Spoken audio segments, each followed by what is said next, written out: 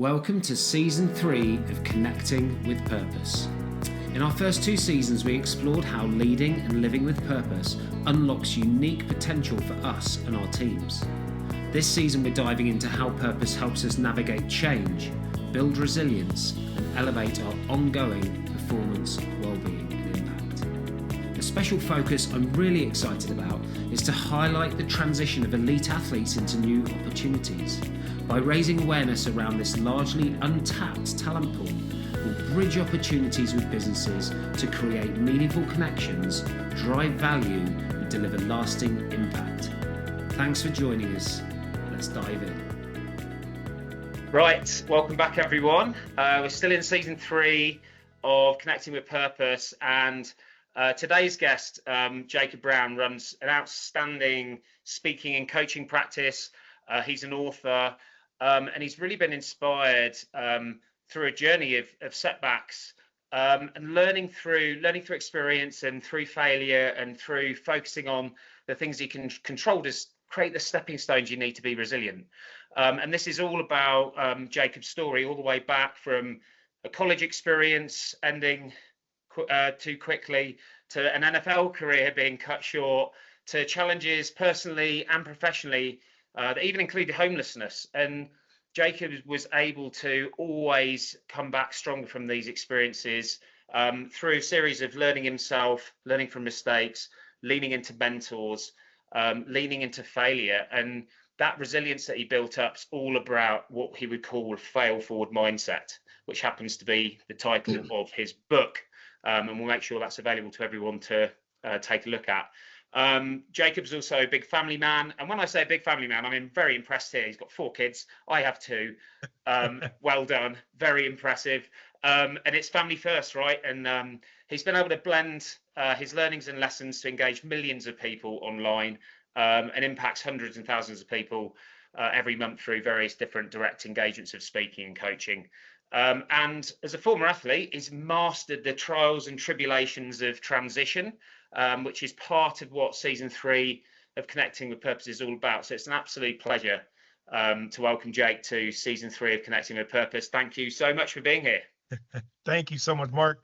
That was an incredible introduction. It's always weird hearing people talk about you and introduce you, but I appreciate the way that you did it, and I'm very appreciative of you allowing me to be on your podcast and to have a good conversation with you. Well, thank you. And it was a nice quick turnaround from when we met through our friend Shauna Griffiths, who runs the Leadership Athlete. We're kind of part of that community, and it's just a great community of vibrant professionals that see kind of leadership as a sport. And so it was a great, had the opportunity to connect on that, and now you're here, and we are celebrating the big 4 too, as of yesterday. I understand. Yeah. So I turned 42 yesterday. As we were talking a little earlier, I feel blessed to have made it this far. I've lost friends and family, whether due to sickness or some sort of illness, or either tragedy, before they even turned 40. So I am very, very blessed to have made it this far. I feel a bit more wiser the older I get, and the more I learn. Yeah, I'm right there with you. It is such a shame. It's happened to me as well. 4 or 5 friends, former teammates, a couple of really, really close friends from way back in the years gone by, and that aren't around anymore. And I'm 50, but that was a 40s thing. And I always say to people, things get real in your 40s. They do. Things change every decade, but things get real in your 40s. But starting from 42 and looking back, we always like to kick off with magic moments. And so for folks that have listened in a few times, you know what these are. For those of you that are new, the headlines are, as you look back on your life, it's 3 moments that stand out that with the benefit of time, you'd score them a 10 out of 10. Mm-hmm. And you'd score them a 10 out of 10 for 2 reasons. One, because of how you were reacting and behaving and how you were being in that moment in time. And sometimes it's a culmination moment that's built up from a period of time. But 2, based upon the impact that had on your life for that next sort of chapter of your life. So as you look back with the benefit of time, these could be positive moments. They could be really big challenges. When you think back, what are 3 things that are standing out to you, Jacob? And here's the specific question is, One, talk to us about each of those three moments. Tell us what it was about that made it magic, in terms of that definition. And number three, give it a name. Oh man. First and foremost, thank you for allowing me to speak on this. As I was thinking about this question, I always say, go with your gut. What is it that there is? Don't overthink it, right? Whenever I'm speaking to my coaching clients, I'm always like, don't overthink it. Whatever it is, right? And I would say my first magic moment was probably when I turned 25 years old. My father sent me an email expressing to me how much he loved me and how proud of me he was. Now, the reason why this is so important to me is because all the way up until 25, I couldn't remember my dad telling me that he loved me or that he was proud of me. Now, I was the first in my family to get a full ride scholarship to go play football at Central Michigan. I was the first in my family to provide my parents with their first grandchild. I was the first in my family to build my own house. I was the first in my family to make six figures. And yet my father never told me he loved me or was proud of me during all of this. So therefore, I believe that I was not, worthy of love or good enough until he sent that letter. And I can remember that I cried for about 45 minutes after reading that letter, because that's all I ever wanted for those 25 years of life. And in that moment, I realized that, number one, I was loved and I was good enough. My father just didn't know how to express that to me. It's a magic moment for me because I've got three boys, 18-year-old, a 16-year-old, and an 8-year-old. And I tell them all the time how much I love them, how proud of them I am, because the gift that my father gave me, the absence of what he didn't do and then eventually did, is now something that I give to my kids, my boys specifically, all the time. So they never have to wonder or worry, does dad love them or is he proud of them? So I would say in that moment, that the name of that moment, I would say is the gift. I call it the gift. And it's a gift that I'm going to pass down and that I hope my sons and my daughter pass down to their children as well, because we all know as parents and as children of parents that we just want the affection and the love and the approval of our parents. Yeah. So the sooner we can give that to them, the better off they might be. All right. And So that's the number gift one. the gift that can keep on giving, right? Yeah. And when you learn how to embrace it and say it, and the impact that has on your kids. Yeah, absolutely. Brilliant. I would say magic moment number two was probably August 25th, 2021. After I got cut from the NFL, went through a terrible divorce, homelessness, all the such, I struggled with alcoholism for about 15 years. And it was destroying a lot of things in my life, relationships, friendships, businesses, jobs, and also my own self and my own health and my brain. And I didn't realize how bad it was until I woke up on August 25th, 2021, devastated, in despair, and I had let everyone in my life down. Well, I made a decision that morning that I would no longer allow this to destroy me, my friendships, my businesses, my relationships. And I decided I was going to live the rest of my life sober. And a lot of people say, it's hard to quit anything, any addiction cold turkey. But that day, I firmly believe that the decision I made that morning, now I've done the work ever since, but the decision that I made to live a life of sobriety for a reason was the magic moment. And I would also call this moment the awakening. I fully believe that morning I was no longer in the fog. I was no longer going to allow myself to lie to myself or others about who I was, what I was doing, why I was doing it, and hide behind this mask of alcoholism. I was going to awaken and live the rest of my life the best way that I possibly could. By the grace of God, I'll be 4 years sober this August. And my life has never been better. It's never been more different than what it was before. And I thought I had made some accomplishments and done some great things before, but I fully was not prepared for what my life would be now once I awoke. So Amazing. that's magic moment number two. All right, brilliant. Wow. I'm waiting in anticipation for number three. I would say magic moment number three was probably writing this book. Yeah. This book was probably one of the hardest things that I've ever done for a few different reasons. I've never been big on reading. I've never been huge on writing. A lot of my artistry, I guess you could say, came in form of art, design, speaking, and or even acting at some periods of time. But writing was a challenge for me. It really was. But also writing the things that I wrote in this book to share with the world was also a challenge. But the day that I hit send to my manuscript, to my cover, to my printer, man, the feeling that I had on the inside of a sense of accomplishment and a weight lifted off my shoulders was groundbreaking. If I were to say a word, it was a groundbreaking day for me. It was a groundbreaking day for my family. I also uh, made it possible for those after me. My son is writing his first book right now, and he's only 18. He's writing a children's book, and I firmly believe that it's always good for someone to become the first to change or break a curse or to break open the doors for everyone else. And when I wrote this book, I wanted to make it possible for something to be passed down through generations, because this book will last long after I'm gone.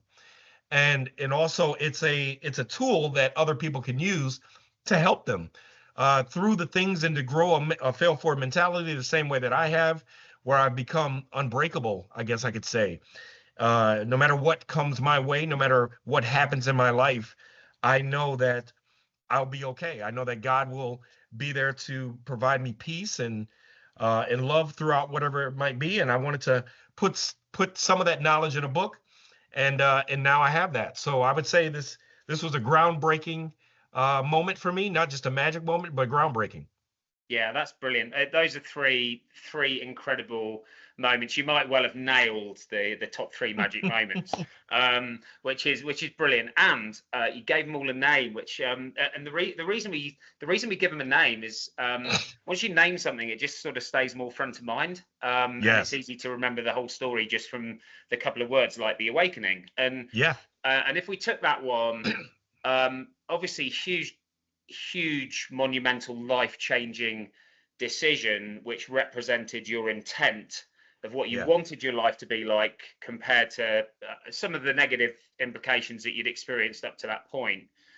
And I feel like for a lot of folks, I always say intention is such a critical piece of leading, of living, right? It's just even knowing where we want to go and knowing about our best self and how we can apply our best self towards making a difference. So you need to be able to articulate those things in order to even have intent.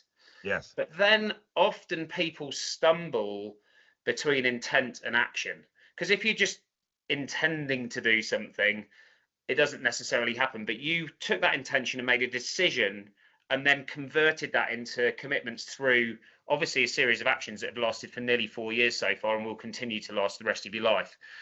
When you think about that kind of intent action gap, what, from your experience, what do you need in order to actually commit to the decision that you make? Yeah. So I take people through a workshop. Usually I take leaders through this workshop. It's called Hunting Your Goals. We all set goals. We all set resolutions at the beginning of the year, but if it's not tied to something outside of yourself, you're going to be more willing or more susceptible to abandon that goal when things get hard, right? If I were single, if I did not own businesses, if I didn't have friends that I cared about, I will tell you right now, I more than likely would have fallen back and maybe even started drinking again in the past couple of years. The fact that I tied my goal, and I have an app, it's called the I Am Sober app. And in my app, it asks me, why am I setting this goal to live sober every single day? And my response in the inside is to save my life and to love my family. Right. Now, the reason why I want to save my life and love my family is because I never want to leave them in a spot where they don't have a father, where they don't have a provider, where they don't have a husband, where they don't have someone that's there to care for and love them. And I never want to leave my children in a place where they believe that something else outside of the family, something else outside of me is more important than they are, right? Mm. And one of the reasons why I have done and been able to stick with this goal is because it's not just about me, it is about other people. And I always tell people, listen, if you want to achieve a goal, you have to have a why, a who, and a how, right?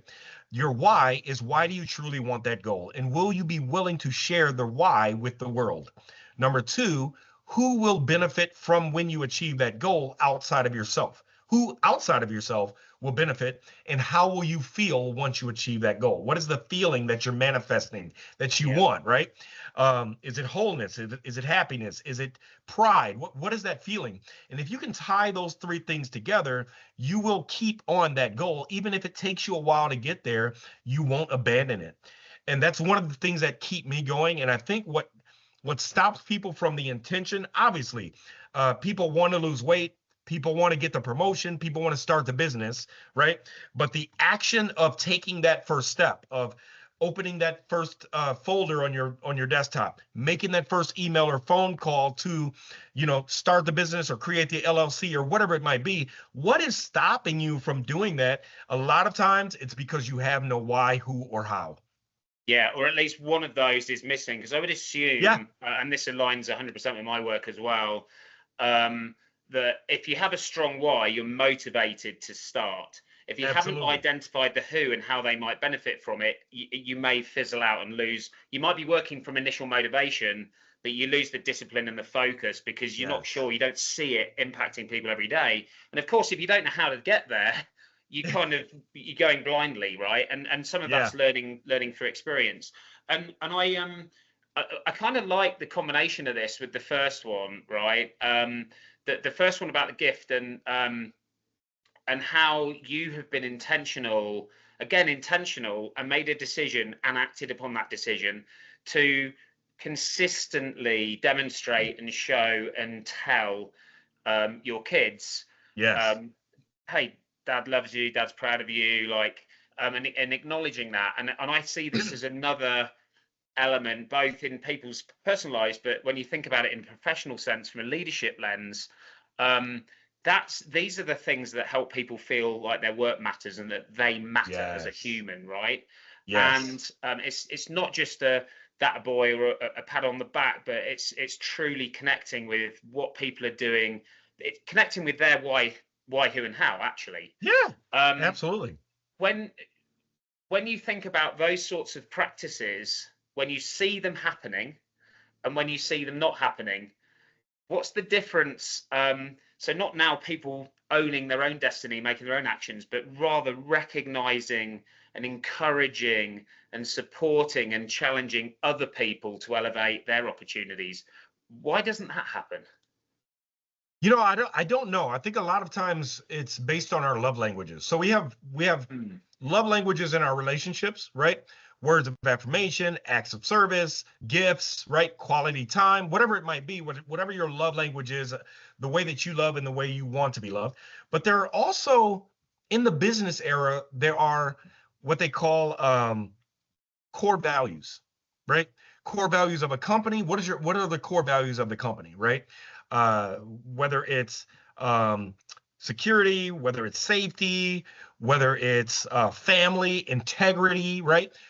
Companies all have core values, but I believe that a lot of leaders have no idea what the core values or the love languages of their team members or employees are, right? Mm. Individually, right? What are the Yeah. core values individually? So I also take people through an exercise of figuring out what your core values are. What are your last top two core values? Those are the ones that we lean into when we're happiest, when we are operating in our highest, when we are most stressed, right? We're going to lean into those last two core values. And if employers or leaders have no idea what their team members' core values are, then they have no idea how to love them, Yeah. right? They have no idea how to show them appreciation. There are some leaders that might just say, "Hey, great job on that last project." There are some leaders that might send an email to say, hey, I just want to let you know that was a great job on the project. The client loves your work. There are other leaders that might bring you a sticky note and put it on your desk that says, hey, I love the work that you did. Great job, right?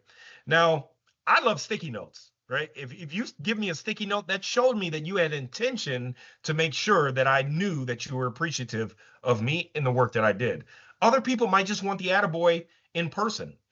Some people want to be recognized in front of their peers, right? But you have to understand what their core values are and what makes them tick. And I firmly believe that if leaders have no idea what that is, a lot of times they might just not do anything.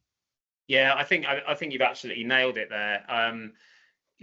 Our focus at Purpose Fused within businesses is activating and aligning people's individual purpose to the team and organizational objectives so that they can optimize their impact on the team, on the people they're surrounding themselves with, which might be up to clients and stakeholders, right, and ultimately on the business, but also by being able to articulate and create a plan on top of their purpose.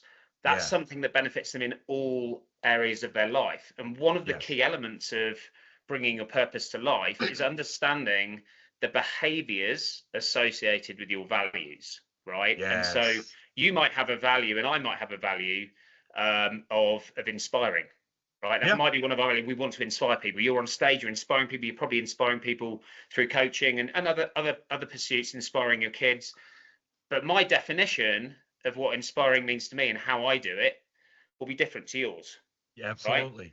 Right? And so as a leader, if you can at least understand and help, not just understand, help people articulate what their values are and help them articulate them in terms of the specific behaviors, in terms of what does it mean to you, in terms of how you exhibit that, then you absolutely understand people from inside out. And at that point, you can meet them where they're at.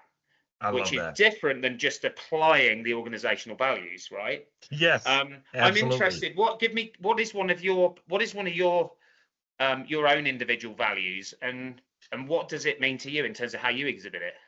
Yeah, one of my biggest values is empathy. I firmly believe the best leaders have some sort of empathy because I think sometimes we can get to a point where we're so high on the ladder that we forget what it was like when we first started, when we didn't understand business acumen, when we didn't understand how to send an email, when we had no idea how to communicate with people because we were either young in the profession or young in the industry.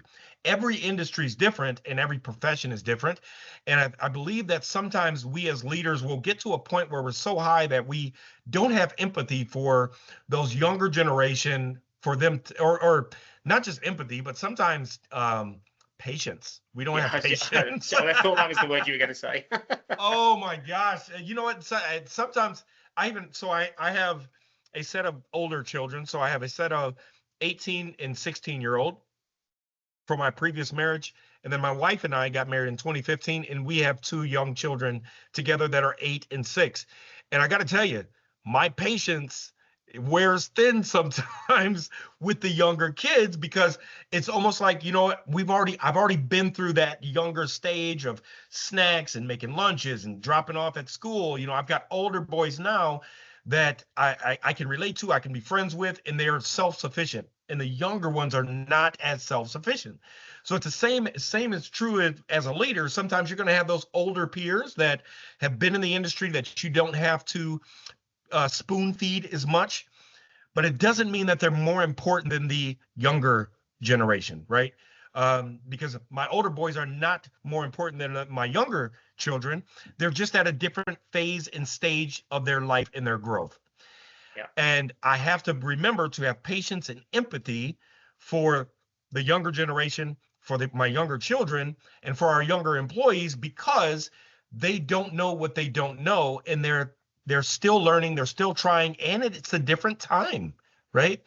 AI technology is way different than what it used to be 5-10 years ago, let alone 20 years ago. And I think that empathy is something that we all need to have, and to remember to be patient and to have empathy for those that are in our stead.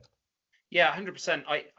I would share empathy for me, it's meeting people where they're at and really asking the questions and listening and demonstrating that I truly understand Yes. how they feel in a particular way. And that's cognitive empathy, right? There's sometimes there's a physical element as well. You actually feel things for people that are closer to you as well. But you hit on one thing, I think, that's just, it comes up all the time in work, and it comes up for good reason. But it also winds me up a little bit, because it's an example of people looking at the observable problems and trying to solve them instead of digging down to the root cause. Because one of the examples you gave is generational gap, right? Yes. Now I hear you. I'm 50 with a 5-year-old and a 2-year-old. Oh, So man. the irrationality sometimes of their behavior is really hard to empathize with, and you have to be so intentional about it. Whereas when I'm coaching a 40-something person or a 50-something person or whatever, like, you know, you kind of it's easier to meet them where they're at, right? So because there's a bigger gap. But the interesting part of this is that one of those Gen Z employees, right, that's just a couple of years out of college, probably also have empathy, right? Absolutely. In fact, if you bring it down to human development needs, they have exactly the same human development needs that the millennials have, and, you know, all the way to the boomers, like Gen X and boomers. Like, we all have the same needs. Yes. We take care of them differently because of the experiences we've had that got us to where we're at. And so it's as important for me to feel safe and secure as it is for you to feel safe and secure. It's as important for you to have some connection and belonging as it is for you to have some connection and belonging. Yes. But that will look differently for somebody that's 23 than it will for somebody that's 53, because they've grown up in a completely different world, right? And so 100%. sometimes that empathy is about trying to get down to the root causes of what's causing a particular behavior, rather than just tackling behavior at the surface. Yeah. To what extent No, do I you love that. see? To what extent do you see that in your work, where it's kind of surface level navigation versus kind of digging deeper? Yeah, I you know what, even in my coaching, people come to me for one thing, but I understand that they need a foundation or a grounding in a whole other thing. It's not just, hey, I want to get more speaking engagements. Okay, I understand that you want to get more speaking engagements, but number one, why do you want to? What is the message you want to share? Who are you trying to reach? And also, at the end of the day, what are you trying to leave? What is the footprint you're trying to leave, right? Because unless we understand those things, which is ground level, then getting the speaking engagements won't come, or you'll probably land ones that are not going to fit with your core goals or your message, right? But a lot of people are just like, hey, I want to get more speaking engagements. I want to make more money, right? Yeah. Right now, I'm only charging $1,000. I want to charge $5,000 to $10,000. Okay, I hear you, but my question is always, why? Where is your heart? Why do you want to? Because if you just want to make more money, I'm not going to be your coach. I can't be your coach. But if you want to share and spread a message that's going to make the corporate America world better, the business world better, and the world better as a whole, whatever it might be, whether it's belongingness, you know, whether it's burnout prevention, whether it's understanding, you know, I have a coaching client where she has glaucoma, and she had lost 40% of her sight. So she teaches and goes around the world speaking to doctors and nurses to understand glaucoma patients, because she wants to be an advocate for those that are struggling with glaucoma so that they can live a better, higher quality of life. That's a message I can get behind and resonate with, right? So I understand what she's trying to do and why she's trying to do it. Should she get paid higher fees wherever she goes because of what she's doing and the value she's bringing? Absolutely. So it's attacking that in a different way instead of just get me higher fees. Yeah, well, and again, it comes down to the why, who, how, doesn't it? Yeah, absolutely. And there's often what I say is, in business, I see so many, and for obvious reasons, so many people are focused on the what. What are we doing? What are we focused on? Right? What's working? What's not working? All of those things is what. That's all goal related. Yes. But sometimes you've got to step back and get a bigger picture perspective and say, well, hang on, are we 100%. focused on the right goals? Yeah. Why are we doing this in the first place? Who are we trying to benefit? And then once we understand that, we can pick the right goals and then work out how we're going to get there. So Yes. love that. So look, what I'd love to do is just rewind a little bit, and Yeah. then fast forward to the book and see what we can take from that. But when we go back all the way back to sort of college NFL time, and what you thought life was going to look like at that point compared to maybe what it did look like a few years later. Yeah.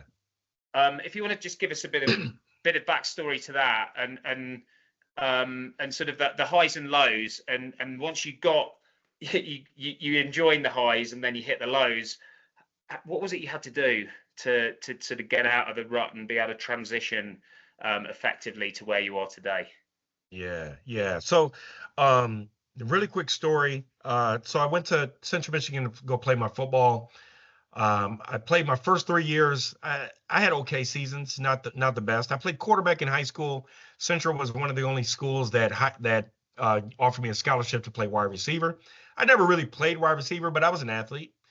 And my first 3 years, I struggled because my mindset around playing receiver just wasn't there. I didn't have the confidence in myself. I was really just using my athletic ability. I had no idea how to use my mind to take me to the next level. Well, it wasn't until I tore my ACL at the end of my third year that I had a year to sit out and have some real deep thought, right? And I had a good strength coach. I had a good head coach, Brian Kelly. My strength coach was Paul Longo, which is one of the best strength coaches in the history of sports. And they spoke to me and through me and to me in a different way. And I came back my fifth year and I had a breakout season, and that's when NFL scouts started to recognize me. Um, but a terrible decision I made was I went with a big name agent that ultimately did not do me justice, to be quite honest, and ruined quite a few of my opportunities with NFL teams. And I was sent to the Oakland Raiders with no real chance to make the team. And I went through camp. Shortly after camp, they cut me. I came home. It was the first time I had ever been cut from any team. And it was a hard blow to a 22-year-old that was in the best shape of his life, that just went through a great season, and things didn't work out. And that's when I had to figure out, okay, what is my identity, and who am I outside of football? Football was the only thing I knew at this point. I had an Uncle Monty that went to 2 Super Bowls for the Bills and the Patriots. I had a younger brother that was following in my footsteps. He actually went on to play in the NFL and also the Canadian Football League. He's now the assistant strength coach at University of LSU. And all I knew was football. So when football was stripped away from me, and now I'm among the normal community and the normal society, I had no idea where I fit in or what to do. Right? I went to school for graphic and web design, but I had no intention to be a graphic or web designer. I had all intention to play football. And once that was stripped away from me, I lost my identity. I lost myself, and I fell into depression for about a month. And a wise old man that came to me, and he's like, listen, you can't sulk in your pity. You've got to figure out a way to uh to provide for your family, for your life. And he says you gotta get off your butt, basically. And from that moment, I kind of turned things around. Again, struggled for years with figuring out who I was, what I was doing, and why I was here on this earth outside of football, because I had no idea what I was there outside of football. But I eventually found a way in corporate America as a creative director. And I took a lot of the learnings from sports and used those with my teams, used those to empower and encourage and inspire people to do great work, even if that meant helping them find jobs so that they could find their purpose outside of the organizations that I was leading. And I guess that's kind of how I ended up using the term fail forward, because I understood that no matter what happens in your life, sometimes the failures in your life aren't due to yourself. Sometimes you're put in bad situations where you're going to fail no matter what. But it's, what do you take with that experience? What knowledge do you take from that experience and turn it on its head for your good into the next experience, right? And that's what I've done over the last 20 years. And um, by the grace of God, I feel like I'm doing all right. Well, no, well, obviously, yeah, doing great. And there's a couple of things I'd like to unpack there. The first is this sort of loss of identity. Yeah, I was a rugby player, not a football player, but for so many years, from pretty much the age of 8 to 42, yeah, it was a huge part of who I was. And I ran a rugby business, like a rugby charity as well. So I was kind of the rugby guy. And probably quite a lot of people around the world have that name. But when you stop playing and then you stop working in the sport, and for you, when that was literally at that point in time, that was your ticket to what you thought your life was going to be. yeah, How did you start to rediscover yourself and appreciate the fact that actually we have more than one identity, right? Now you yeah, have an identity as a coach, as a speaker, as a father, as a husband, right? You have yeah, an identity as an athlete, and so on and so forth. But at the time, it feels like such a core part of our identity that you get lost. How did yeah. you? What steps did you have to take to stop being lost, to find yourself again and appreciate you had other identities that you could bring to life? Yeah. So I remembered something that one of my basketball coaches way back in 10th grade told me. And I was a football player. I played football and baseball. Those were my two sports. But I was an athlete, so I also ran track and I played basketball. But I didn't bring the same intensity that I did on the field or on the baseball field that I did bring to basketball. I didn't bring the same intensity. And I remember that I was going through practice one time and our coach came to me and he says, Jake, I've watched you practice on the football field. I've watched you play on the football field, and you don't bring the same intensity that you did on those fields that you do on the basketball court. Why not? And that was something that stuck in my mind that, looks, I have the ability to bring a certain intensity, tenacity, and will to win in football and in baseball. That means I can bring it anywhere. And from that moment on, I brought that same intensity to the basketball court. And I became one of the best defenders on the team. I had the most blocks and rebounds. I wasn't the best at shooting or dribbling, but I still brought the same intensity, somewhat like a Dennis Rodman, right? Dennis Rodman wasn't the best athlete, but his intensity and the effort that he put forward made him one of the best defenders and rebounders in the history of the NBA. So what I learned is, listen, if I'm going to bring an intensity to a sport, I can bring that same intensity to a career. Mm. So once I transitioned in that mindset and that thought process, I said, listen, I was always an artist in my life growing up. I would draw everything. I started painting in college and I turned that into graphic and web design. So everything was digital at that point. So I said, I want to be the best designer and the best leader as a web designer and a creative that I possibly can. I'm going to bring that same intensity and tenacity. Now, I'm not yelling at my employees, but the same intensity that I had in my heart and in my mind, and the will to win, the will to get things done, the will to make things happen no matter what, the will to stay up late, the will to wake up early, I'm going to bring that same thing to my career. And I Mm. think that that's when I started to see that when I brought that same intensity, I started to win awards. I started to uh, teach people to do things that they never thought they really could, or help people get jobs that they never thought they could, that change the lives of their families. And that brought me joy. That brought me the same type of joy as scoring a touchdown, right? So I started to find myself as a creative director and find the joy and the fulfillment in what I did, the same as when I ran out on the field. And that's when I started to find and refine and reshape who I was, and what my identity was.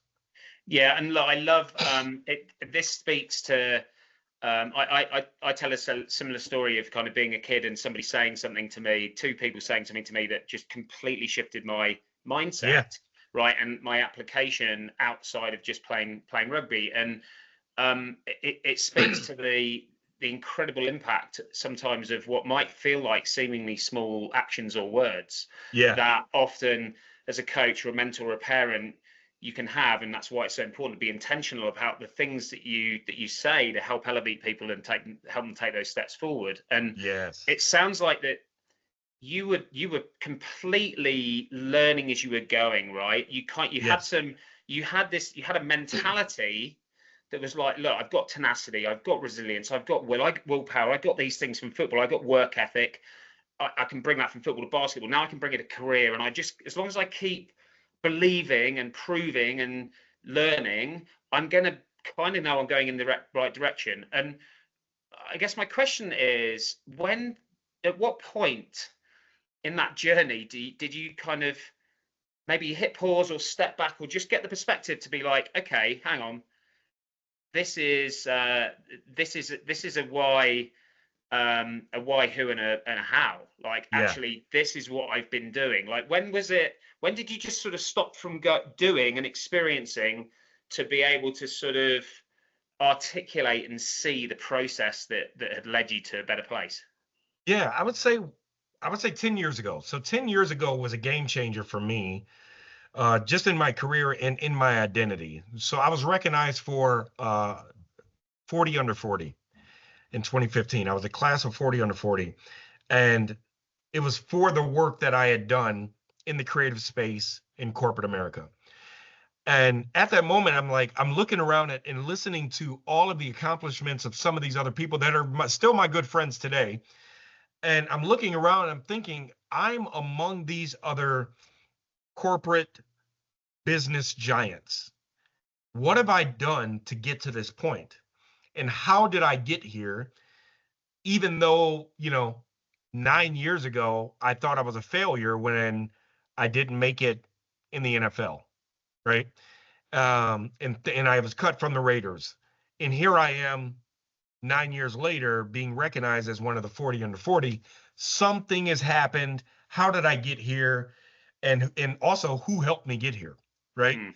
And I think from that moment on, I kind of understood what my charge was. And I think over the next 3 to 4 years, I started to lean a bit more into, okay, how can I help other people do this? And around 2015 is when I created the motto and mantra of Fail Forward. I started to post something every single day, and I would hashtag Fail Forward. I started sharing short stories about my career, about my life. I started sharing accomplishments, sharing failures that I've had, in leadership, and I would hashtag Fail Forward.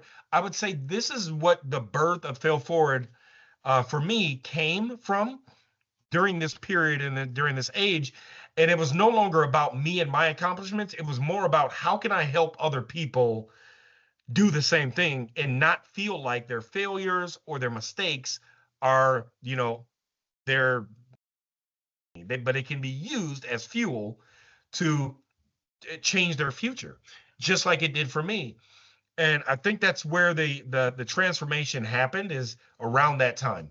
Well, instead of just living it, you were Yeah. reflecting on it and sharing it in order to impact other people, which is obviously what started to morph you over in that from creative to coaching and Yeah. speaking, right? Because the power of impact is not just the impact you have on that one person that reads the post and tries something differently, but then they try it and they tell someone else, and the Yes. ripple effect. And I literally just wrote about this yesterday on LinkedIn. It's like, you can't underestimate that ripple effect of what that actually looks like. Because if, let's just say, and this number is tiny for you, your actual numbers like multiples more, but let's just say the people you surround yourself with the most, which I would call, in a me, we, and world impact framework, I'd call your we, right? Friends, Yep. family, colleagues, people close to you, that they tend to be in your we. Let's say that's 200 people. And let's just say all of your we's we is 200 people. That's 40,000 people. So Yes. even just from one thing that you do intentionally with each of those people, it has the potential to influence positively 40,000 people. And that's just from Absolutely. one particular action, right? Absolutely. So when you think about how you built up Fail Forward, it became Fail Forward mentality in the book, um, what would be the top few lessons that you'd want to share today, from the book, that would help people understand whether this is actually something that they should be picking up and reading and applying Yeah. and sharing. Yeah. So in the book, I talk a little bit about my bout with in 2009. So 3 years after I was cut from the NFL, still trying to figure out my life, still trying to figure out who I was and what my identity was. And I was just in a bad spot mentally. And August 17th, 2009, I had planned to take my own life. And in the book, it talks a little about that story, that day, that morning, what happened, and why I decided not to, and how that changed and transformed who I am today and what I do every single day. A lot of people struggle with mental health. A lot of people struggle with societal thoughts. A lot of people struggle with being in a relationship or a marriage or being at a job that makes them want to end things, right? In one way or another. And I talk a little bit about that. I talk about how I got out of that situation and mindset and how I changed that and use that for good. I also talk a little bit about how growing a fail forward mindset in your relationships, in your finances, in your business, in your social norms, on your job, how you can grow a fail forward mindset in all of those aspects of your life. The back half of the book are my 100 favorite quotes. And a lot of these quotes none of these quotes are really original. They could all be attributed to someone, but I take those quotes and I summarize each of them for myself. And I tell a short story or a summary of what it means to me. And a lot of people tell me that they open my book every day and they just flip through and they find a quote and they read that quote from that day, right? And that helps them throughout that day. And that was the intention. The intention was to be able to have quotes for people to open up every single day. At the end of the day, there's 100 quotes. You can read one a day for the next 100 days. And your mindset and your thought process around life, around business, around relationships will be different. And also your purpose here in life. So that was the goal of the book, and to help people have a fail forward mentality and change their mindset and their thinking just around their life and everything in it. I absolutely love how digestible 100 quotes are. It's so it's so actionable, isn't it? To be able to, because how many things can you actually apply, right? Exactly. When you have a quote and then it's unpacked with a story and you can apply that to yourself, there's something you can do that day. Yes. Right, and notice. Yep. That has the opportunity for that to stick. And well, if there's 100 things, like that's literally transformational. Do you happen to have a favorite? And even if you want to flick to the page and like, do you have a favorite quote that you think like would really resonate that you want to share, and whether if you want to read it off or just sort of paraphrase it however you like, that'd be awesome to hear. My favorite quote is the first quote in the book. And that quote is from Chris Gardner. So most people don't know who Chris Gardner is. Chris Gardner is who Will Smith was depicting in the movie The Pursuit of Happiness. And Chris Gardner is a real person. He is out of Chicago. He's a broker worth over about $80 million. And if you watch the movie The Pursuit of Happiness, Chris Gardner manifested all the things that he wanted in his life by speaking those things and taking action, right? Just like kind of what we talked about in the beginning, Mark. Not only did he say that he wanted to do these things, but he took action, and people thought he was crazy, which most people will think if your goal is bigger than what they believe you can achieve. Well, Chris Gardner has a quote, and that quote is, "Speak what you seek until you see what you've said." Speak what you seek until you see what you've said. I firmly believe our words have power. And in here it says, one of my favorite quotes is by Chris Gardner, who was inspired by The Pursuit of Happiness. His journey resonates deeply with me. I believe the words we speak shape what we believe, what we act on, and ultimately what we expect to happen. And often what we expect to happen does happen in the end. There's immense power in what we speak. Fail forward. During my keynotes, I talk a little bit about how our parents used to say, be careful how you talk to yourself, right? And the reason is because be careful how you talk to yourself. Whatever you say, you hear. Whatever you hear, you tend to believe. Whatever you tend to believe, you'll take action or inaction on. And whatever you take action or inaction on, you'll expect it to happen. So those people that are always saying, I'll never get married. I'll never get married. I'll never get that job. I'll never get that job. guess what? They tend to never get married and tend to never get the job because that's what they're speaking, that's what they're believing, and that's what they're expecting. So my favorite quote is speak what you seek until you see what you've said, because I used to speak about standing on stages, talking and telling my story and empowering and impacting other people's lives. And I did that well before I stepped on stages telling my story and impacting people's lives. And I firmly believe that the things that we say we'll take action on, and whatever we take action on, we expect, and that ultimately becomes our reality. Yeah, I think the speaking what you seek part of that is the connection between mindset and intention. Because once you've Yes. said it, you kind of got to do it. So it bridges mindset to intention to action, from which you've got practices, the opportunity for feedback, learning, Yep. right? Learning Yep. from feedback, learning from experience, to therefore progress. And that's growth. But that speaking to what you seek until you can actually see what you See said, it.